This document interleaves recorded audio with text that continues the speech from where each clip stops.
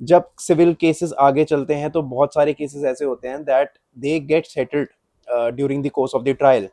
मतलब कि आपका केस चल रहा है और बीच में दोनों पार्टीज अग्री करती हैं एक टर्म पे, and then the matter gets referred to mediation. Mediation में जाकर आपका सेटलमेंट हो जाता है। तो जब सेटलमेंट हो जाता है तो आप अपना केस विड्रॉ कर सकते हैं। दोनों पार्टीज जब अग्री करती हैं तो केस विड्रॉ हो जाता है। But what about the court fee amount?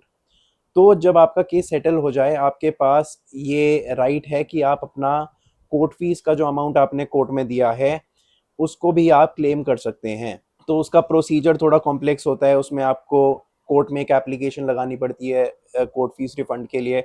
उसके बाद आपको रेवेन्यू कलेक्टर के ऑफिस में आपको एप्लीकेशन लगानी पड़ती है। उसके बाद आपका कोर्ट फीस रिफंड होता है।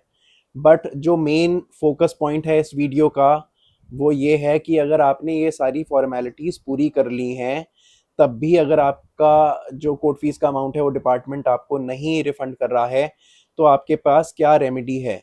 तो सिमिलर चीज़ हमारे एक केस में हुई थी, जो हमने दिल्ली में एक सिविल सूट फाइल करा था। Subsequently the matter got settled, और उसमें जो कोर्ट फीस अमाउंट था वो काफ़ी ज़्यादा था। So we moved an application for refund of court fees.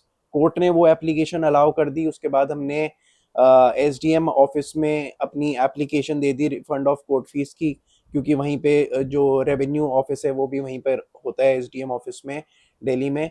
तो हमने वहाँ पर अपनी एप्लीकेशन भी दे दी विद ऑल दी डिटेल्स कि इस बैंक अकाउंट में जो रिफंड है वो आना चाहिए।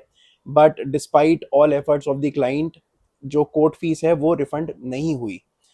तो we moved a writ petition before the Delhi high court, जिसमें कि we sought directions to the SDM to release the court fee amount.